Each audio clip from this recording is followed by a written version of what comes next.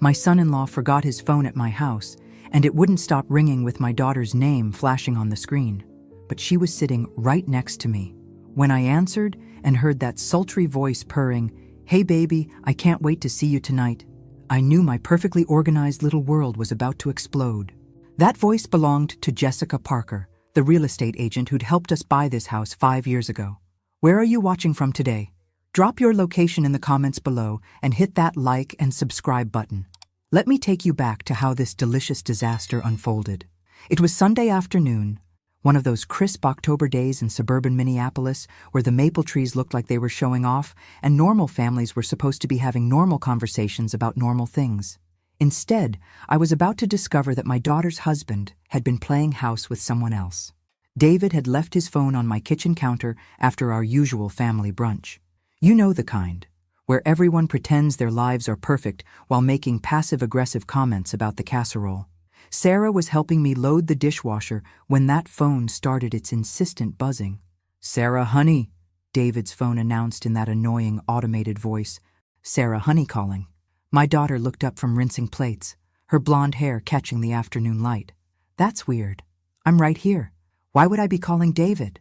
But I recognized that voice the moment I answered. Jessica Parker, the woman who'd spent 6 months showing us houses, who'd been just a little too helpful, a little too available, a little too interested in David's opinion on everything from granite countertops to school districts. "Well, hello there, sexy," she purred into my ear. "I've been thinking about last night all morning. When can you slip away from the family drama?" The plate Sarah was holding crashed into the sink. David came rushing into the kitchen at the sound of breaking ceramic, took one look at his phone in my hand and Sarah's face, and went pale as Minnesota snow in January. The silence stretched like taffy until Sarah finally spoke. "Mom," she whispered, staring at her husband. Who was that? Now here's where most mothers-in-law would hand the phone back and pretend they hadn't heard what they'd heard. But I've never been most mothers-in-law. At 68, I'd survived my own cheating husband, a bitter divorce, and raising Sarah as a single mother while building my own accounting practice. I don't do denial anymore. That was Jessica Parker, I said clearly, watching David's face cycle through expressions like a broken slot machine. And she seems to think she was talking to someone who spent last night with her. Sarah's wedding ring caught the light as she gripped the edge of the sink. They'd been married for 3 years. 3 years of Sunday brunches where David played the perfect son-in-law, complimenting my cooking and asking about my week. 3 years of watching Sarah glow with newlywed happiness while her husband apparently glowed with someone else. "David?" Sarah's voice cracked like ice on a pond. "David, tell me there's an explanation." But David was staring at that phone like it was a live grenade, and I could practically see the wheels turning in his head, calculating how much damage control he'd need to do. That's when I realized this wasn't just about catching a cheater. This was about watching my daughter's heart break in real time while her husband decided which lie would work best. And something fierce and protective rose up in my chest, something that had been dormant since Sarah left for college. The afternoon sun was still streaming through my kitchen windows, the coffee was still warm in our mugs, and the broken plate still lay in pieces in my sink. But everything had changed in the space of one misdirected phone call. David opened his mouth to speak, and I knew whatever came next would either save my daughter's marriage or destroy it completely. "It's not what you think," David said, which is exactly what every cheater says when it's precisely what you think. Sarah laughed, but it wasn't a happy sound. It was the kind of laugh that comes right before someone either throws something heavy or has a complete breakdown. "It's not what I think? David, she called you sexy and mentioned last night? What exactly should I be thinking?" I watched my son-in-law's face cycle through his options. Deny everything? Claim it was a misunderstanding? Blame the victim? After 40 years of watching people try to explain away their financial indiscretions in my accounting office, I could read guilt like a balance sheet. "Look, Jess is she's got boundary issues," David said, running his hand through his dark hair. "You know how she is. Always a little too friendly, a little too flirty.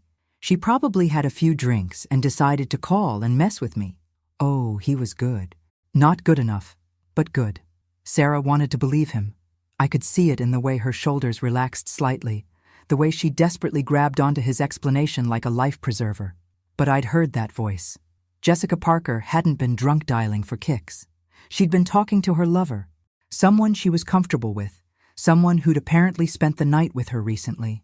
"Sarah, sweetie," I said carefully, "maybe you should check David's phone, see if there are other calls or messages from Jessica." David's hand shot out reflexively, reaching for his phone. "That's not necessary." "Sarah, you know I'd never—" "Then you won't mind if I look," Sarah interrupted, her voice gaining strength. She held out her hand expectantly. The kitchen went quiet except for the ticking of my grandmother's clock on the wall. David stood frozen, his phone still in my grip, his wife's hand extended between us like a bridge he'd have to cross or burn. "Of course not," he said finally, but his voice had lost all its conviction. "I just think it's unnecessary drama over a drunk woman's inappropriate phone call." I handed the phone to Sarah, watching David's Adam's apple bob as he swallowed hard. Sarah's fingers moved across the screen with growing urgency. Her face went from hopeful to confused to absolutely devastated in about 30 seconds. 15 calls this week," she whispered. 15 calls to and from Jessica Parker. Text messages. Her voice trailed off as she read. Then she looked up at David with tears starting to form. "She texted you at 11 last night saying, 'Thanks for an amazing evening. Can't wait for Tuesday.' David, what happens on Tuesday?" "Tuesday." I filed that away for future reference. David's shoulders sagged like someone had let all the air out of him. "Sarah, I can explain. Can you explain this one too?" Sarah's voice was getting stronger, angrier. "From 3 days ago, the lingerie you like is on sale at Victoria's Secret. Should I pick up something new for Thursday?" My accounting brain was automatically cataloging the evidence. Multiple phone calls, intimate text messages, specific references to spending time together, a pattern of deception spanning weeks, maybe months. But my mother's heart was breaking watching Sarah's world crumble in real time. "How long?" Sarah asked quietly. David looked like he was going to be sick. "Sarah, it's complicated." "How long?" "6 months," he whispered. The words hit the kitchen like a physical blow. 6 months. Half a year of Sunday brunches where David had looked me in the eye and asked about my week while he was screwing around with the woman who'd sold us this house. Half a year of watching Sarah plan their future while he was planning his Tuesday and Thursday nights with someone else. Sarah set the phone down on the counter with deliberate care, like it was made of explosive material. Then she walked to the kitchen island and gripped the edge until her knuckles went white.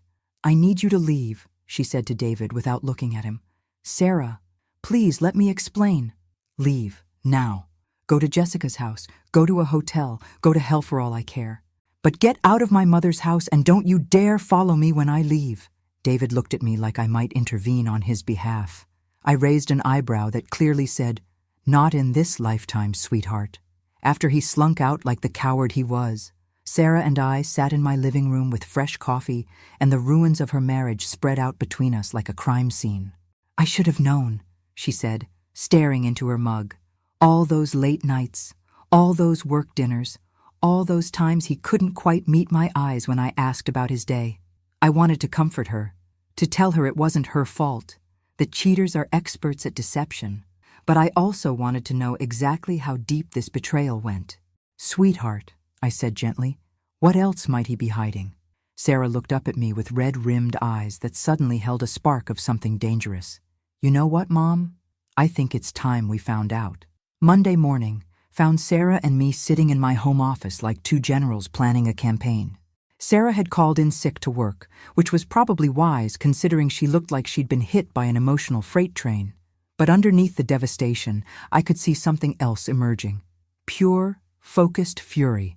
And nothing is more dangerous than a furious woman with an accounting degree for a mother. "I've been thinking about this all night," Sarah said, spreading papers across my desk. "If David's been lying about Jessica, what else has he been lying about?" "Smart girl. I'd taught her well. What kind of access do you have to your joint accounts?" "Everything. Online banking, credit cards, investment accounts. David always said he trusted me completely with our finances." She laughed bitterly. Turns out his trust issues were in a completely different area. We started with their joint checking account. David worked as a project manager for a construction company, pulling in decent money but nothing extravagant. Their expenses looked normal at first glance: mortgage, utilities, groceries, the usual suburban necessities. But I'd been doing forensic accounting for 3 decades. I knew how to read between the lines of financial statements like a detective reading clues. "Look at these cash withdrawals," I said, pointing to the screen. "Every Tuesday and Thursday for the past 6 months. $200 each time." Sarah leaned closer. "That's $1,600 a month in cash. What's he spending it on?" "Hotels would be my guess. Can't charge a hotel room to a joint credit card when you're cheating on your wife." We dug deeper. Sarah's hurt was transforming into investigative determination, and I felt a surge of pride watching her work. She had inherited my methodical nature and my complete intolerance for financial dishonesty. "Mom, look at this," she said, pulling up their credit card statements. "Jessica Parker Real Estate. He's been paying her something called consultation fees every month." "Consultation fees?" I snorted. "Unless she's consulting on bedroom techniques, I'd say that's creative billing." $600 a month in consultation fees," Sarah muttered. "For what? We bought our house 3 years ago." As we continued digging, the picture got worse. David had taken a second mortgage on their house without telling Sarah. Completely illegal since both their names were on the deed. He'd opened a credit card in his name only and run up $15,000 in debt. He'd even cashed out his 401k early and paid the penalties. "Sarah," I said quietly, "honey, I think David's in serious financial trouble." She was staring at the screen with an expression I recognized from my own mirror after my divorce, the look of someone realizing they'd been living with a stranger. "The consultation fees," she said slowly. "Mom, what if Jessica isn't just his mistress? What if she's helping him hide money?" Brilliant. Absolutely brilliant. I felt another surge of maternal pride. "Let's look at Jessica's real estate business," I suggested. "See what properties she's been handling recently." A few strategic Google searches later, we'd found Jessica Parker's real estate website and her recent sales history. Nothing immediately suspicious, but then Sarah found something interesting. "Look at this property she sold 6 weeks ago," Sarah said, pointing to a listing. 123 Elm Street. Sold to DB Enterprises for cash, well below market value. DB Enterprises, I mused. David Bradley Enterprises. Perhaps? But how would David have cash to buy a property? That was the million-dollar question. Or rather, the $150,000 question based on the property value. I was about to suggest we call my friend Martha, who works at the county clerk's office, when Sarah's phone rang. David's name appeared on the screen. "Answer it," I said, "but put it on speaker." "Sarah?" David's voice filled my office, sounding desperate and exhausted. "Please, we need to talk. I know you're angry." "Angry?" Sarah's voice could have flash-frozen water. "David, angry is when you leave the toilet seat up. This is beyond angry. This is me discovering my husband is a lying, cheating financial criminal." "What are you talking about? I never..." "Sarah, you're being dramatic. Wrong thing to say to my daughter when she's holding evidence of his lies." "Dramatic? David, I'm looking at bank statements showing you've stolen our financial security to fund your affair. I'm looking at credit card bills for hotel rooms and jewelry I've never seen. I'm looking at a second mortgage you took out on our house without my knowledge or consent. Tell me, which part of that should I be calm about?" The silence on David's end stretched long enough that I wondered if he'd hung up. "How did you..."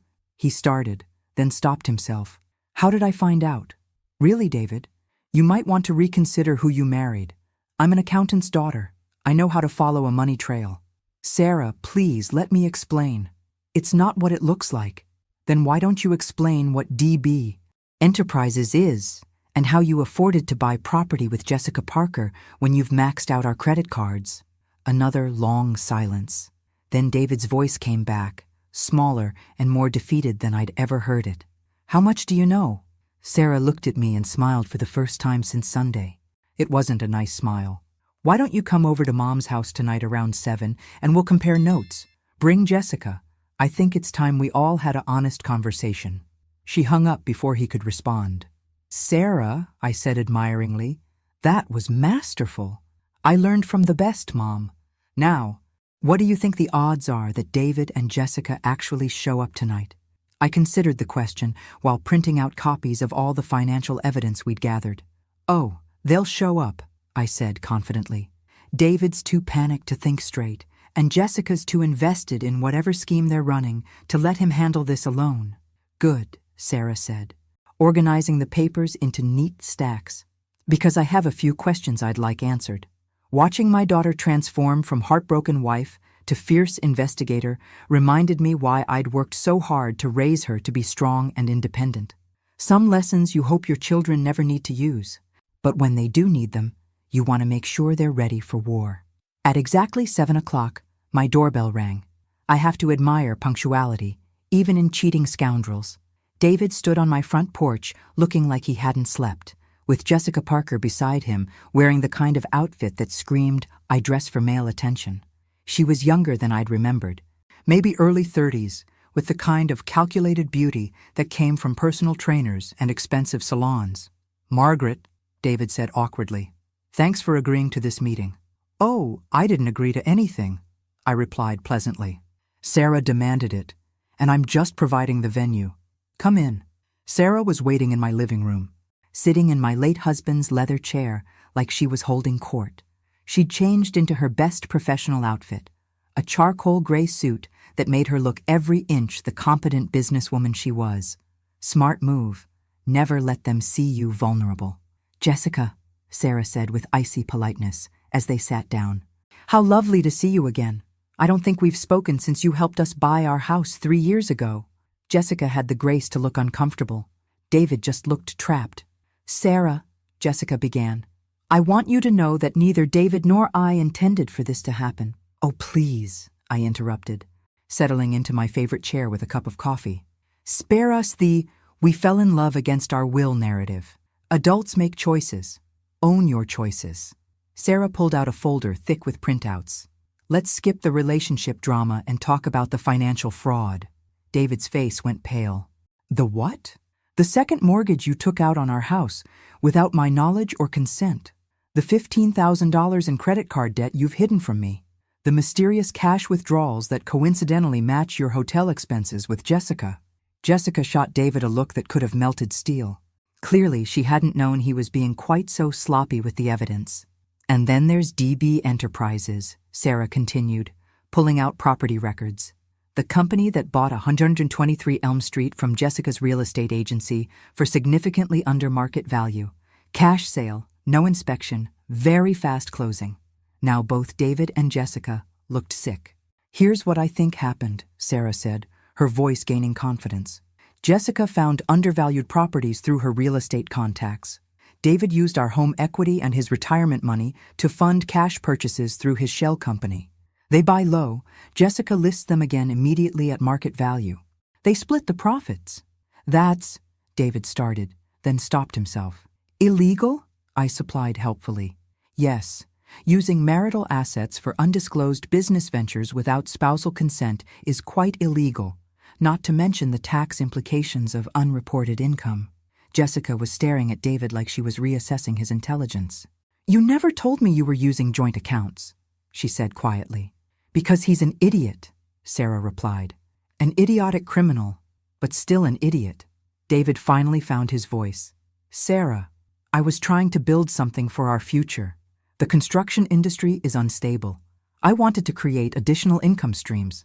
By stealing from me?" Sarah's voice rose. "By lying to me for months? By sleeping with your business partner while I planned anniversary dinners and talked about starting a family?"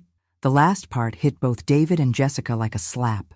Apparently, they hadn't considered how their business arrangement with benefits might affect Sarah's life plans. "How many properties?" I asked Jessica directly. She glanced at David, who nodded miserably. "4. We've done 4 transactions. Profit? About 60,000, David whispered. "Where's that money now?" Silence. Sarah leaned forward. "Where is my money?" "We reinvested it," Jessica said quietly, "into a larger property, a commercial building downtown. I had to admire their ambition, even as I wanted to throttle them both. So let me understand this correctly," Sarah said with dangerous calm. "You've taken approximately $100,000 of my money, used it to fund an illegal real estate scheme with your mistress, and tied up all the profits in a commercial building I knew nothing about." "It's not illegal," David started. Using marital assets for undisclosed business ventures is fraud, I informed him. Using false business entities to hide income is tax evasion. And doing it all while having an affair just makes it spectacularly stupid. Jessica was looking increasingly uncomfortable. David, you said you had your wife's permission for the business investments. Sarah laughed, but it wasn't a pleasant sound. Did he also tell you I was fine with him sleeping with you? The room fell silent, except for the ticking of my grandmother's clock. David looked like he wanted to disappear into my couch cushions. Here's what's going to happen, Sarah announced, standing up and smoothing her skirt. You're going to liquidate that commercial building immediately. You're going to return every penny of my money with interest. You're going to pay back the second mortgage and close those secret credit cards. And if we refuse? Jessica asked with a hint of challenge in her voice. Sarah smiled, and I felt a surge of maternal pride at how magnificently fierce my daughter looked in that moment. Then I call the IRS about your unreported income, the state licensing board about your real estate ethics violations, and my friend at the newspaper who writes about local business crime. Your choice. David opened his mouth to argue, but Jessica cut him off. How long do we have? 30 days, Sarah said. Full financial restitution and a signed confession detailing everything you've done. In exchange, I don't destroy both your careers and have you prosecuted for fraud. After they left, Sarah collapsed back into the chair and let out a shaky breath. Honey, I said gently, that was incredible. I learned from watching you handle Dad's creditors after the divorce, she said. You taught me that people only respect strength. What are you going to do about the marriage? Sarah was quiet for a long moment, staring out my front window at the darkening neighborhood. I don't know yet, she admitted, but I know what I'm not going to do. I'm not going to be the wife who pretends this never happened for the sake of keeping the peace. I reached over and squeezed her hand. Whatever you decide, you've got my full support. Thanks, Mom, for everything, for letting me figure this out here, for helping me investigate, for teaching me to fight back. That's what mothers are for, sweetheart. But as I watched Sarah gather up all the evidence we'd compiled, I couldn't shake the feeling that David and Jessica wouldn't go quietly. People with this much to lose rarely do. I just hoped my daughter was ready for whatever came next. 3 weeks later, my phone rang at 6 a.m. Sarah's voice was tight with panic. Mom, they're gone. David and Jessica. I went to the house yesterday to get some more clothes, and all his stuff is gone. His car, his computer, everything. I sat up in bed, immediately alert. What about the commercial building? The money? I called the property management company. The building was sold 2 days ago. Cash transaction, all proceeds wired to an offshore account in the Cayman Islands. Those lying, thieving bastards. I'd underestimated their desperation and overestimated their stupidity. How much? I asked, though I dreaded the answer. $250,000. They took everything, Mom. The house equity, the retirement money, the profits from their scheme, everything. I was already getting out of bed, reaching for my clothes. Where are you now? At the house, or what used to be our house. I guess it's just my house now, if I can afford to keep it. I'm coming over. Don't touch anything else until I get there. The drive to Sarah's house gave me time to think and get angry. Really angry. The kind of anger that comes from watching someone hurt your child and realizing they've been planning it all along. Sarah met me at the door looking exhausted and defeated. The house felt empty in a way that had nothing to do with missing furniture. They planned this, I said, as we stood in David's cleaned-out office. This wasn't panic. This was an exit strategy. I should have seen it coming, Sarah said miserably. When they agreed too easily to my demands. When they didn't argue about the timeline. Honey, you're not a criminal. You don't think like one. They had a head start on planning this because they've been lying longer. But even as I comforted my daughter, my accounting brain was working through the problem.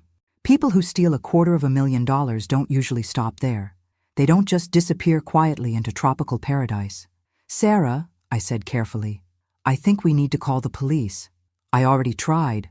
They said it's a civil matter since David had legal access to the joint accounts. They can't do anything about the offshore transfer unless we can prove it was intended to defraud creditors. What about the IRS, the State Real Estate Board? I filed complaints with everyone you suggested, but investigations take months, and David and Jessica are long gone.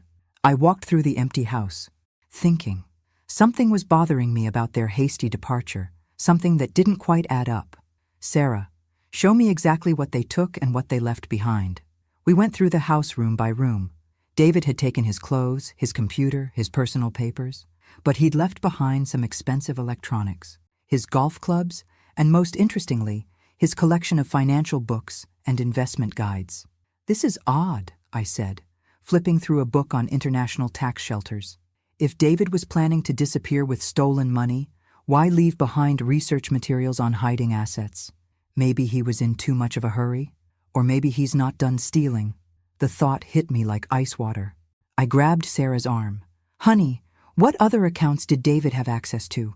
What about your work retirement account? Your personal investment funds? Sarah's face went white. He can't access those. He'd need my authorization.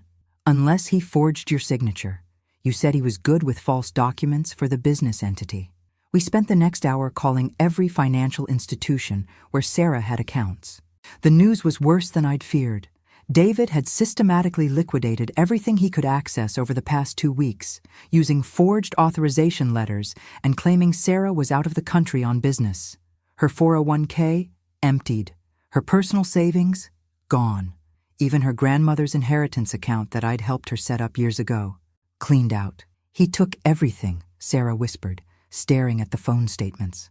I have nothing left except my checking account and whatever equity is left in the house. How much equity?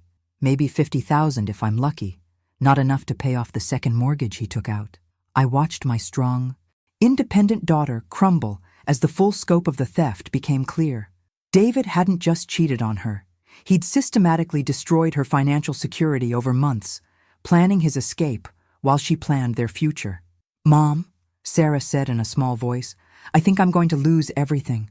That's when something shifted inside me. Some protective maternal instinct that had been simmering since Sunday's phone call finally reached a full boil. No, I said firmly. You're not. But I can't afford the mortgage payments without David's income. I can't afford to keep the house. I'll have to start over with nothing. Sarah, look at me. I waited until she met my eyes. Your father tried to leave me with nothing after our divorce. He hid assets, moved money, tried to claim business losses to avoid paying support. Do you remember what happened to him? A small smile tugged at the corner of Sarah's mouth. You destroyed him. I didn't just destroy him. I took everything he tried to hide and made sure he ended up worse off than if he'd been honest from the beginning. But Mom, that was different. Dad was still local. David and Jessica are gone. Honey, people who steal large amounts of money make mistakes. They leave trails, and they always get overconfident. I pulled out my phone and started scrolling through my contacts. What are you doing? Calling in some favors. Your mother knows people, sweetheart. People who are very good at finding money that doesn't want to be found. I hit dial on Martha Harrison's number. Martha was a forensic accountant who specialized in asset recovery for divorce cases. If anyone could track down David and Jessica's stolen money, it was her. Martha, it's Margaret Thompson. I need your help with a case involving offshore accounts and financial fraud. As I explained the situation, I watched Sarah's expression change from despair to hope to something that looked suspiciously like anticipation. How long will it take? I asked Martha. I then nodded at her response. 6 weeks, I told Sarah after hanging up. Maybe less if they made the mistakes I think they made. And then what? Then we get your money back. All of it. Plus interest, penalties, and damages. What if they've already spent it? I smiled, and I'm sure it wasn't a particularly nice expression. Then we take everything else they own, everything they ever will own, and we make sure everyone in their professional networks knows exactly what kind of people they are. Sarah stood up straighter, some of her natural fire returning. Mom, she said slowly, I think I want to learn how to do what you do. What do you mean? I want to learn how to hunt down people who think they can steal from others and get away with it. I want to make sure this never happens to anyone else. Looking at my daughter in that moment, I felt a surge of pride so intense it nearly brought tears to my eyes. Sarah had been broken, betrayed, and financially devastated. But instead of retreating, she was preparing to fight back. Well then, I said, let's go to war. Martha Harrison's office looked like a computer forensics lab had collided with a law library. Multiple monitors displayed financial data, legal documents covered every surface, and the woman herself looked like she could stare down a hostile audit without blinking.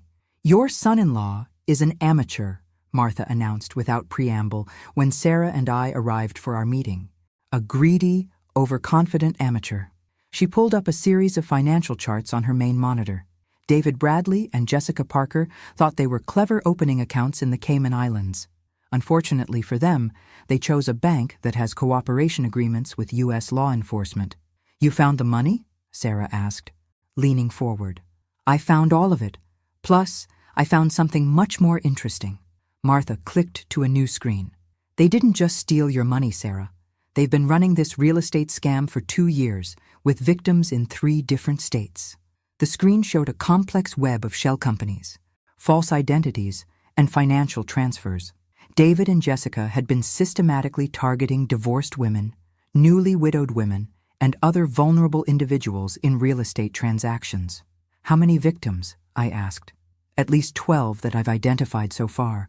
Total theft of approximately $1.8 million. Sarah gasped. "They've done this before, multiple times." "Oh, it gets better," Martha continued. "Jessica Parker isn't even her real name. She's actually Jennifer Walsh, originally from Phoenix. She's been operating under false identities in different cities, working with various male accomplices. David's not her first partner. David's not even her second partner.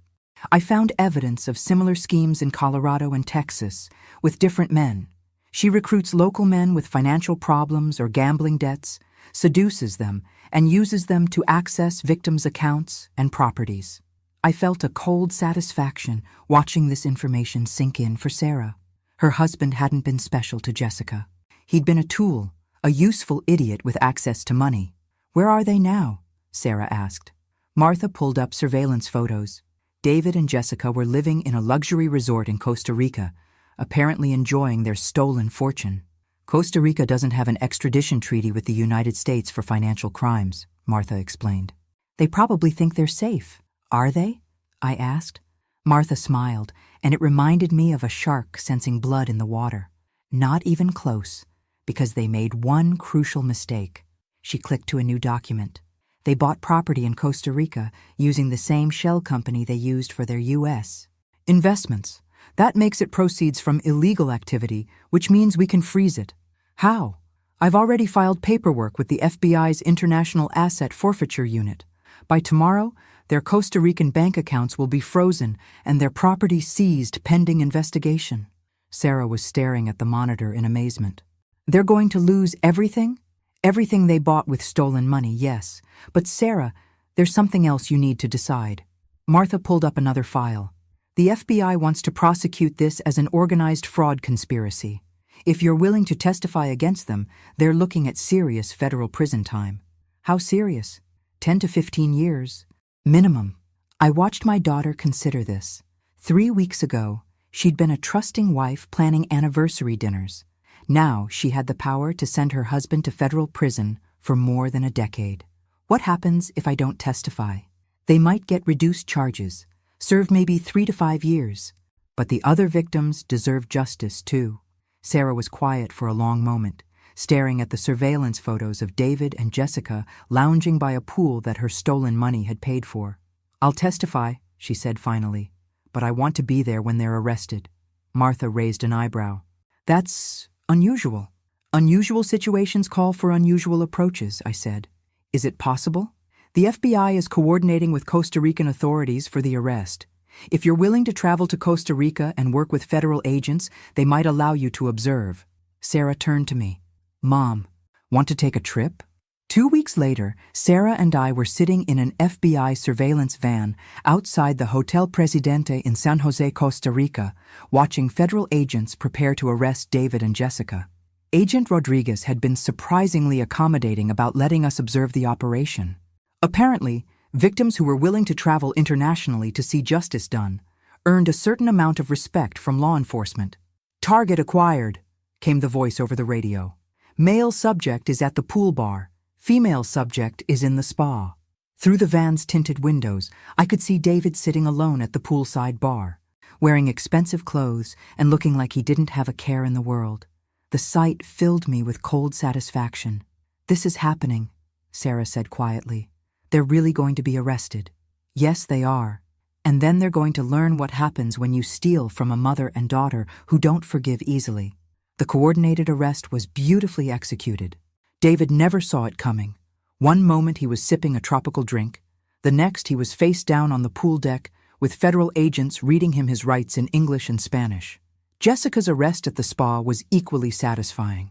According to Agent Rodriguez, she'd tried to claim she was an innocent victim of David's schemes right up until they showed her evidence of her previous aliases and prior conspiracies. "Mrs. Thompson, Mrs. Bradley," Agent Rodriguez said, as the suspects were loaded into separate vehicles. "They'll be extradited to the United States within the week. The trial should begin in about 6 months." "What about the money?" Sarah asked. "Full restitution to all victims is part of the plea agreement the prosecutor is offering. If they don't take the plea, we'll seize everything anyway, and they'll face maximum sentences." As our plane lifted off from San Jose that evening, Sarah finally spoke. "I keep waiting to feel sorry for David," she said. "But I don't. Why should you feel sorry for someone who systematically destroyed your life for his own profit? I thought I'd feel, I don't know, guilty? Like maybe I was being too harsh?" I looked at my daughter, this strong woman who'd been through hell and come out fighting. "Sarah, David made choices. He chose to steal from you. He chose to lie to you. He chose to plan his escape while you planned your future together. You didn't make him a criminal. You just refused to be a victim. What happens now? Now we go home. You rebuild your life, and we wait for justice to take its course." But even as I said it, I knew this wasn't really over. David and Jessica would have lawyers, they'd have appeals, they'd have opportunities to cause more problems. That's when I started planning phase 2 of our campaign. Because sometimes justice needs a little help to truly be served. 6 months later, I sat in the federal courthouse watching David squirm in his defendant's chair as Sarah testified about the systematic theft of her financial security. She was magnificent, clear, precise, devastating in her factual recounting of his betrayal. "Mrs. Bradley," the prosecutor asked, "when you discovered your husband had liquidated your retirement accounts without authorization, what was your reaction?" "Disbelief," Sarah replied steadily, followed by the realization that the man I'd been married to for 3 years was essentially a stranger. David's lawyer objected to something, but I wasn't really listening to the legal maneuvering. I was watching the jury's faces as they absorbed the scope of David's crimes. 12 ordinary people learning how a trusted spouse could systematically destroy someone's financial future. Jessica was being tried separately, but her case was already decided. Faced with evidence of multiple prior fraud schemes under different identities, she'd taken a plea deal for 12 years in federal prison. David, apparently, still thought he could charm his way out of consequences. He was wrong. The trial lasted a week. The evidence was overwhelming: financial records, recorded phone calls, surveillance footage, testimony from other victims across 3 states. David's defense strategy seemed to consist entirely of claiming he'd been manipulated by Jessica, which might have been more convincing if the prosecution hadn't presented evidence that he'd been researching international money laundering methods months before he met her. When the jury delivered their verdict, guilty on all counts, David finally looked like he understood the magnitude of his situation. 15 years in federal prison, full restitution to all victims, and a criminal record that would follow him for the rest of his life. But as satisfying as the conviction was, I'd learned something important during the investigation. David and Jessica were small fish in a much larger pond. "Agent Rodriguez," I said, as we left the courthouse, "what happens to the real estate professionals who helped them with these transactions? The banks that processed the suspicious transfers? The lawyers who created the shell companies? That's a much more complex investigation," he admitted. "A lot of these people claim they didn't know the transactions were part of a fraud scheme. But some of them had to know. Proving knowledge versus willful ignorance is difficult in court." That night, over dinner at my house, Sarah and I discussed what we'd learned from the trial.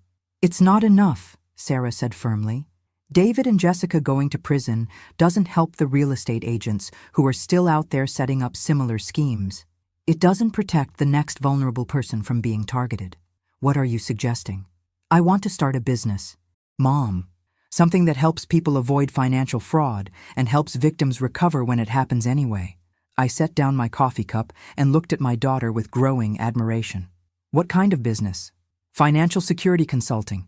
We help people review their financial arrangements before major life changes, marriage, divorce, retirement. We teach them how to protect their assets. And when they've been victimized, we help them recover. That's actually brilliant. I've been thinking about it for months. All the research we did, all the techniques Martha taught us, all the connections we made with law enforcement, we could use that knowledge to help other people. The more she talked, the more excited I became. Sarah had taken her personal disaster and transformed it into a mission to help others avoid similar disasters. What would you call this business? Thompson Bradley Financial Recovery, she said with a smile. I'm keeping the hyphenated name as a reminder. A reminder of what? That trusting the wrong person can destroy your life, but refusing to stay destroyed can make you stronger than you ever imagined. 3 months later, we opened our office in downtown Minneapolis. Our first client was Rebecca Mitchell, a 60-year-old widow whose adult children were pressuring her to sell her house and invest the proceeds in their guaranteed return business opportunity. Something feels wrong about their pressure, Rebecca told us during our initial consultation. But they're my children. Shouldn't I trust them? Sarah and I exchanged glances. We'd heard this story before in various forms. Mrs. Mitchell, Sarah said gently, the fact that you're questioning their motives means your instincts are already working. Let's help you protect yourself. It took us 2 weeks to discover that Rebecca's son had gambling debts of nearly $50,000, and her daughter had been forging Rebecca's signature on financial documents for months. Another week to set up a legal trap that caught them in the act of attempted financial elder abuse. How did you know? Rebecca asked, after we'd helped her file charges and secure her assets. Experience, I said simply. Sometimes the people closest to us are the ones most willing to hurt us, because they know we won't suspect them until it's too late. Our business grew quickly, mostly through word of mouth. Victims telling other potential victims, lawyers referring clients who needed asset recovery, law enforcement agencies recommending us for fraud prevention education. Each case taught us something new about the psychology of financial predators and the vulnerability of their targets. But more importantly, each successful intervention felt like a small victory against the David Bradleys and Jessica Parkers of the world. Sarah, I said one evening as we reviewed our case files, do you ever regret how everything happened? The divorce, the trial, the way your life got turned upside down? She was quiet for a moment, looking through the window of our office at the city lights below. You know what I regret, Mom? I regret that I was naive enough to trust someone who didn't deserve it. But I don't regret fighting back. I don't regret refusing to be a victim. And I don't regret turning my worst experience into something that helps other people. Even though it cost you your marriage? That marriage was built on lies from the beginning. I just didn't know it yet. Now I know what real partnership looks like. She gestured around our office. This is what it feels like to work with someone who has your back completely. Looking at our partnership, mother and daughter, mentor and student, 2 women who'd refused to let criminals destroy their lives. I felt a profound sense of satisfaction. David had thought he was stealing Sarah's money and future. Instead, he'd inadvertently given her something much more valuable, the knowledge that she was strong enough to fight back and win. Some lessons are expensive, but the really important ones always are. A year after David's conviction, our phone rang with the kind of case that makes your blood run cold. Mrs. Thompson, this is Detective Lisa Park with Minneapolis PD. We have a situation that might require your expertise. I put the call on speaker so Sarah could listen. Detective Park explained that they'd arrested a man named Marcus Webb for attempting to murder his elderly mother with antifreeze poisoning. During the investigation, they discovered evidence that Marcus had been working with a network of people targeting seniors for financial exploitation. The attempted murder was just the final step, Detective Park continued. Marcus had already stolen over $200,000 from his mother through forged power of attorney documents and had convinced her to sign over the deed to her house. What do you need from us? Sarah asked. Marcus had a partner, a woman who helped him identify targets and forge documents. She's still out there, and we think she's moved on to new victims. We need someone who understands financial fraud to help us identify her pattern. An hour later, we were sitting in a police conference room looking at evidence that made my stomach turn. Photos of elderly victims, financial records showing systematic theft, and a clear pattern of predatory behavior targeting the most vulnerable members of society. The woman calls herself Patricia Kane, Detective Park explained. But like your previous case, we suspect that's another false identity. She poses as a home healthcare aide, gains the trust of elderly clients, then gradually manipulates them into signing over financial control. How many victims so far? I asked. 5 that we know of in the Minneapolis area. But we've connected her to similar crimes in Milwaukee and Chicago. Always the same pattern. She works as a healthcare aide for 6 to 8 months, gains complete trust, then disappears with everything the victim owns. Sarah was studying the victim profiles. These people were all isolated. No close family nearby, limited social connections. She's specifically targeting people who won't be missed right away. Exactly, and Marcus Webb was her muscle. Marcus Webb. When victims started getting suspicious or asking questions, he'd escalate to intimidation, or, in his mother's case, attempted murder. I looked at the photos of Patricia Kane from various surveillance cameras. Mid-50s, professionally dressed, the kind of woman who could easily pass for a caring healthcare professional. The kind of woman elderly people would trust with their medications, their daily care, and eventually, their finances. Detective Park, I said, we'll help however we can. But this woman is dangerous in a way that David and Jessica never were. She's not just stealing money, she's systematically destroying vulnerable people's lives, which is why we need to stop her before she kills someone. Over the next 2 weeks, Sarah and I worked with the police to analyze Patricia Kane's methods and predict her next moves. She followed a clear pattern. Identify isolated elderly targets through healthcare agency assignments, spend months building trust and dependency, gradually assume control of their finances, then disappear before anyone noticed the theft. She's smart, Sarah observed as we mapped out her known activities. She never stays in one city long enough to establish a pattern that local law enforcement would notice. But she made one mistake, I said, pointing to a financial record. She used the same offshore bank that David and Jessica used. Martha might be able to trace her money trail. Martha Harrison was intrigued by the challenge. This woman is much more sophisticated than your average fraudster, she admitted after reviewing Patricia's financial activities. But sophisticated criminals often become overconfident. 3 days later, Martha called with breakthrough information. I found her, she announced. Patricia Kane is actually Patricia Kowalski, originally from Detroit. She's been running variations of this scam for over a decade, targeting elderly victims in at least 8 states. Where is she now? According to her most recent financial activity, she's in Denver, Colorado. And Margaret, there's something else you need to know. What? She's not working alone anymore. She's recruited at least 3 other people, and they're operating as an organized ring. They've systematized the process. One person identifies targets, one handles the caregiving and manipulation, one manages the financial theft, and one handles cleanup when things go wrong. The scope of the operation was staggering. Patricia had transformed from a lone wolf predator into the leader of an organized criminal enterprise, targeting the elderly across multiple states. Detective Park needs to know about this immediately, Sarah said. This is way beyond a local investigation now. When we briefed Detective Park on Martha's findings, she immediately contacted the FBI. Within hours, our local case had become part of a federal investigation into organized elder abuse. Mrs. Thompson, Mrs. Bradley, Agent Martinez said during our first federal briefing, would you be willing to work with us as consultants on this investigation? Your experience with financial fraud and your understanding of victim psychology could be invaluable. Sarah and I looked at each other.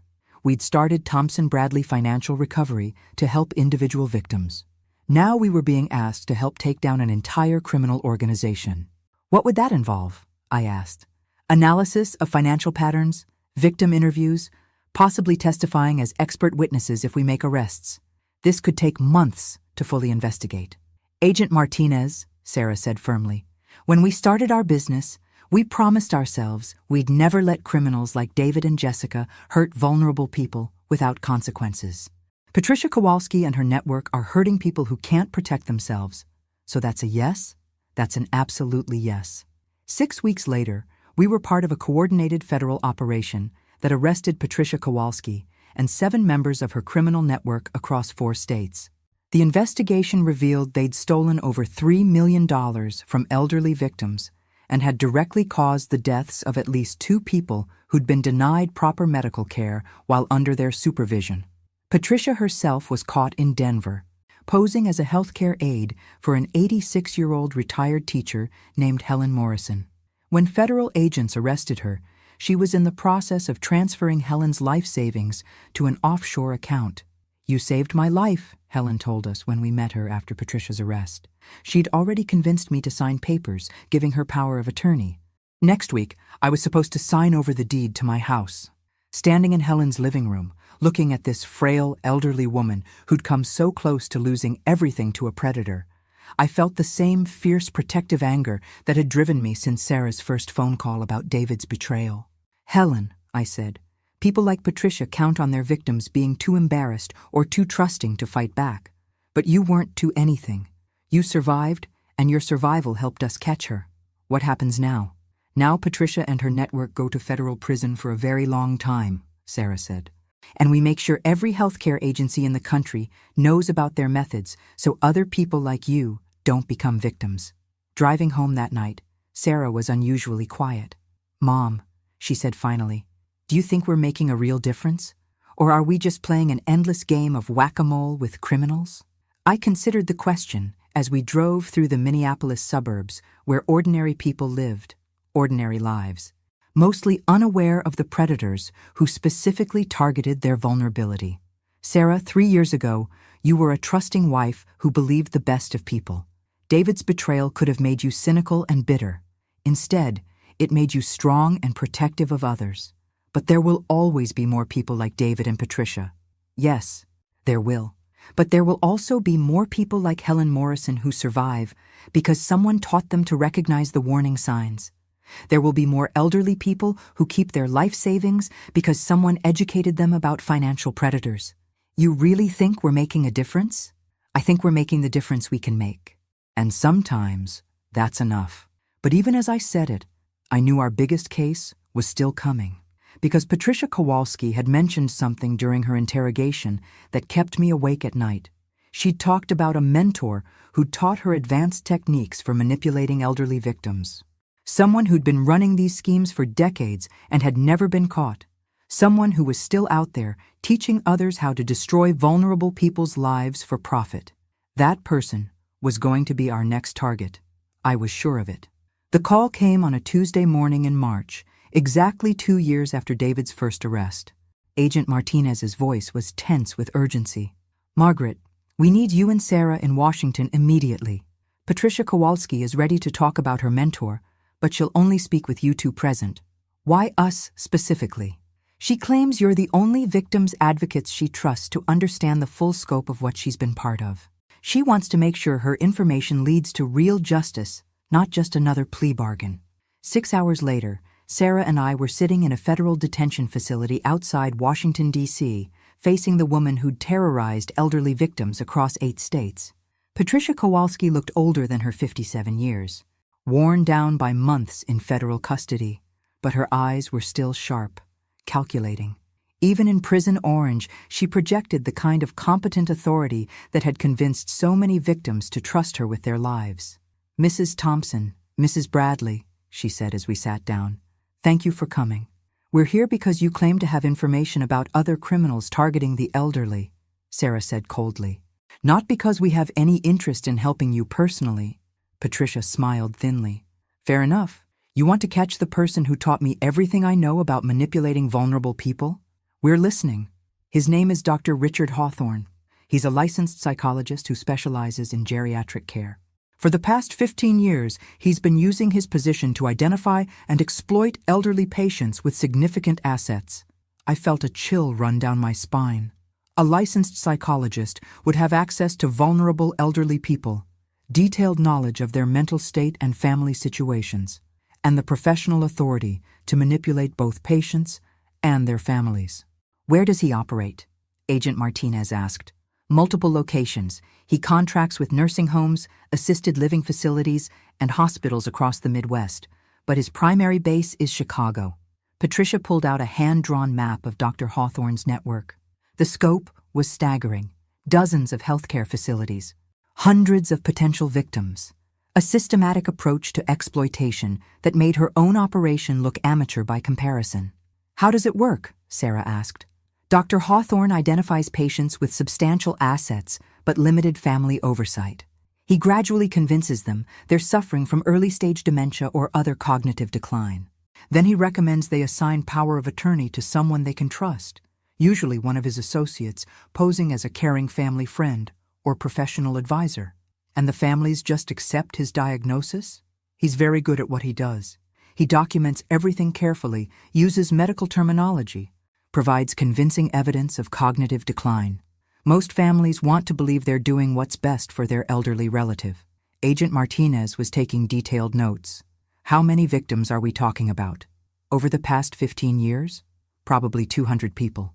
Maybe more. Doctor. Hawthorne keeps meticulous records of his successes. The number hit me like a physical blow. 200 elderly people systematically robbed of their life savings by someone they trusted to protect their mental health. Where are these records? I asked. He has a private office in downtown Chicago, separate from his official practice. That's where he keeps the files on his special patients and coordinates with people like me. Patricia, Sarah said, why are you telling us this now? What's in it for you? Patricia was quiet for a long moment, staring at her hands folded on the metal table. Because I realized something during these months in prison, she said finally. I became a monster. I convinced myself I was just taking money from people who didn't need it anymore. But I was destroying lives. Real people. With families. With hopes. With dignity. And Dr. Hawthorne? He's worse than I ever was. Because he has the authority and credentials to convince people his abuse is actually medical care. He's turned elder exploitation into a respectable profession. Agent Martinez closed his notebook. Patricia, if you're lying to us, or if this is some kind of manipulation to improve your situation— Agent Martinez, Patricia interrupted. I'm already serving 25 years in federal prison. I have nothing left to gain or lose. But Dr. Hawthorne is still out there, recruiting new people like me, training them in advanced psychological manipulation techniques, building a network that spans multiple states. She looked directly at me. Mrs. Thompson, you stopped me from destroying Helen Morrison's life, but Dr. Hawthorne destroyed dozens of people like Helen before I ever learned his name. The drive back to the airport gave Sarah and me time to process what we'd learned. Mom, Sarah said as we waited for our flight, this is different from anything we've handled before. If Patricia is telling the truth, Dr. Hawthorne has been operating for 15 years with complete impunity. Because he's hiding behind professional credentials and medical authority, I agreed. Families trust doctors to protect their elderly relatives, not exploit them. How do we even begin to investigate someone like that? Very carefully, and with a lot of help from people who understand the medical system. But even as I said it, I knew this case would test everything we'd learned about investigating financial predators. Dr. Hawthorne wasn't just a criminal. He was a criminal with professional authority, institutional protection, and 15 years of experience in avoiding detection. 3 days later, we were back in Chicago, meeting with a team of federal investigators who specialized in healthcare fraud. The briefing was sobering. Dr. Richard Hawthorne has an impeccable professional reputation, Agent Chen explained. Licensed psychologist, published researcher, frequent speaker at geriatric care conferences. If he's running the operation Patricia described, he's been very careful to separate his criminal activities from his legitimate practice. What's our approach? I asked. Surveillance, financial analysis, and undercover investigation. We need to catch him in the act of manipulating a patient or coordinating with his criminal associates. How long will that take? Months? Possibly a year or more. This level of investigation requires patience and precision. But patience had never been my strong suit, especially when vulnerable people were being hurt while we gathered evidence. Agent Chen, I said, what if there was a way to accelerate the timeline? What if we could make Dr. Hawthorne reveal himself more quickly? What are you suggesting? I looked at Sarah, who was beginning to smile with the same predatory expression I'd seen when she confronted David. What if we gave Dr. Hawthorne the perfect target? Someone wealthy, isolated, and apparently vulnerable to psychological manipulation? You want to go undercover? I want to become the kind of patient Dr. Hawthorne can't resist. And when he makes his move, we'll be ready for him. Agent Chen looked skeptical. Mrs. Thompson, undercover operations involving psychological manipulation are extremely dangerous. If Dr. Hawthorne is as skilled as Patricia claims, then he needs to be stopped before he destroys more lives, Sarah interrupted. My mother didn't come this far to play it safe now. Looking around that conference room, surrounded by federal agents who devoted their careers to protecting vulnerable people from predators, I felt the same fierce determination that had driven me since the day David forgot his phone at my house.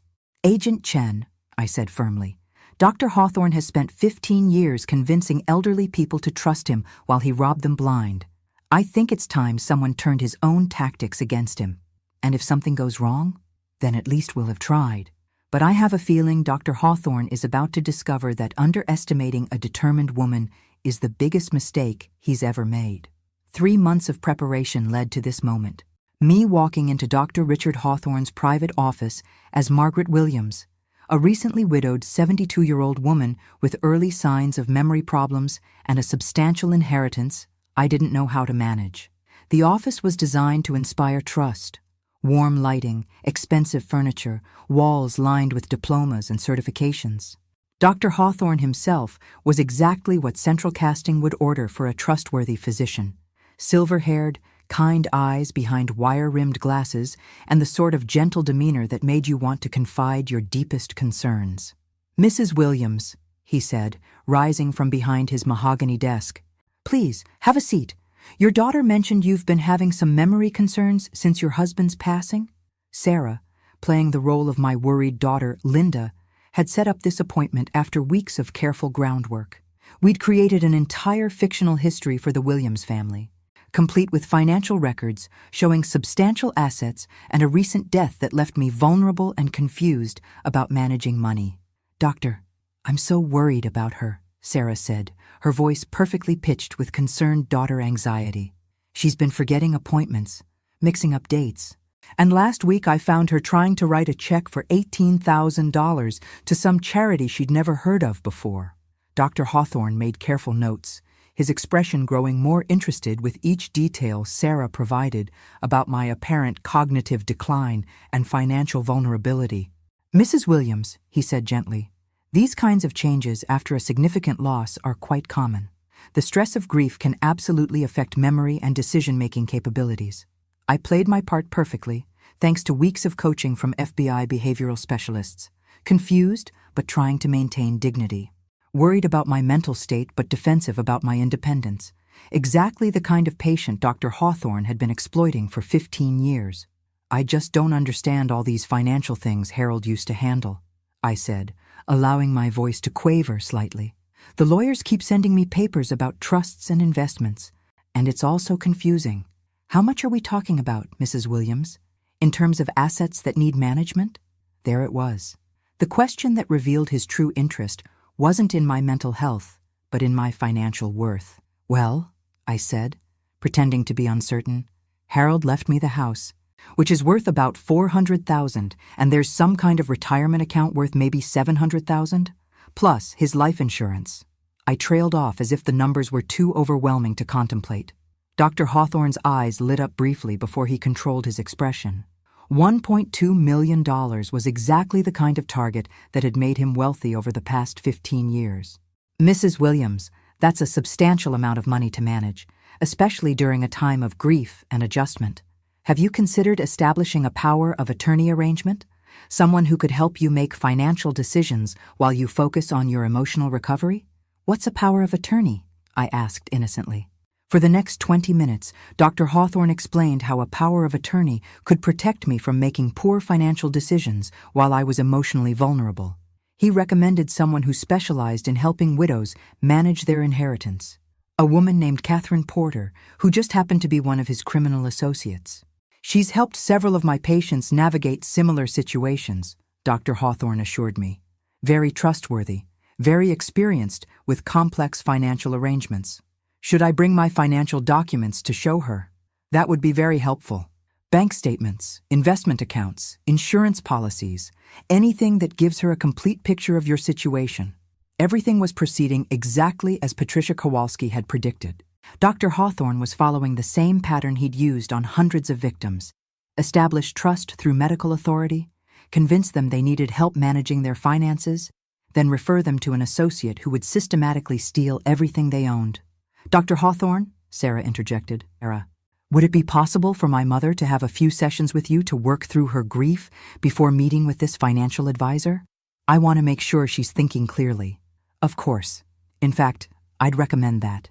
Grief counseling can significantly improve cognitive clarity.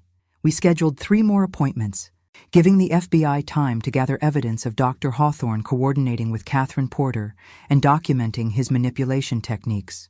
2 weeks later, I was back in his office, this time wearing a wire that would capture every word of his psychological manipulation. Mrs. Williams, how are you feeling about your financial situation? He asked during our grief counseling session. Oh, doctor, I'm so confused. I tried to balance my checkbook yesterday, and the numbers just didn't make sense. I'm scared I'm losing my mind like my mother did. Memory problems are very common at your age, especially after trauma. That's why it's so important to have trustworthy people helping you make important decisions. Have you heard back from that financial lady you mentioned? Catherine? Actually, yes. Catherine reviewed the financial summary you provided, and she's very concerned about some of the investment choices your husband made. She thinks there might be opportunities to protect your assets more effectively. What kind of opportunities? Dr. Hawthorne leaned forward with practiced sincerity. Mrs. Williams, I need to be honest with you. Some of your husband's investments were questionable. Catherine believes you could lose a significant amount of money if you don't take action soon. There it was. The manufactured urgency designed to panic vulnerable people into making hasty decisions. What should I do? Catherine can help you transfer your assets to more secure arrangements. It would require giving her temporary power of attorney to act on your behalf, but it could save you hundreds of thousands of dollars. Temporary power of attorney? Just until your grief subsides and your cognitive clarity improves. Probably 6 months to a year. Dr. Hawthorne had no way of knowing that everything he was saying was being recorded by federal agents positioned throughout the building. He had no idea that Catherine Porter was actually an undercover FBI agent who'd been gathering evidence about his criminal network for months. Doctor, I said, I'm ready to meet with Catherine.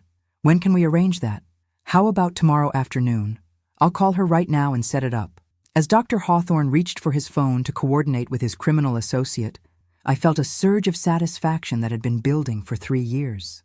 From the moment David forgot his phone at my house, I'd been learning that the best way to deal with predators is to become a better predator yourself. Tomorrow, when Dr. Hawthorne and Catherine Porter tried to steal my fictional fortune, federal agents would arrest them both. Patricia Kowalski's information would lead to the dismantling of the entire network. Hundreds of elderly victims would finally see justice. But more importantly, hundreds of future victims would be protected from ever experiencing the betrayal and devastation that had started Sarah and me on this journey. Thank you, Doctor, I said, as I prepared to leave his office for the last time. You've been so helpful. I feel like I can trust you completely.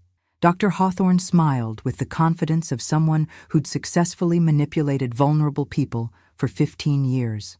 He had no idea he'd just tried to manipulate the wrong woman. 24 hours later, Dr. Richard Hawthorne, Catherine Porter, and 12 members of their criminal network were under federal arrest. The investigation led to the recovery of over $8 million in stolen assets and the identification of more than 300 victims across 12 states. Standing outside the federal courthouse after Dr. Hawthorne's arraignment, Sarah and I watched him being led away in handcuffs. Mom, Sarah said, do you remember what you told me the day we found out about David's affair? You said some lessons are expensive, but the really important ones always are. I remember. What was the lesson we learned? I thought about everything that had happened since that Sunday afternoon when David's phone wouldn't stop ringing. The betrayal, the investigation, the trial, the business we'd built, the criminals we'd caught, the victims we'd protected. We learned that being betrayed by someone you trust is devastating, I said finally. But refusing to stay a victim can transform you into someone stronger than you ever imagined. And we learned that the best revenge isn't getting even. It's becoming someone who protects others from experiencing what you survived. Sarah smiled and linked her arm through mine as we walked away from the courthouse. You know what, Mom? I think David accidentally did us a favor. How's that? He thought he was stealing my money and my future. Instead, he gave me something much more valuable, a purpose, a business, and the knowledge that I can survive anything.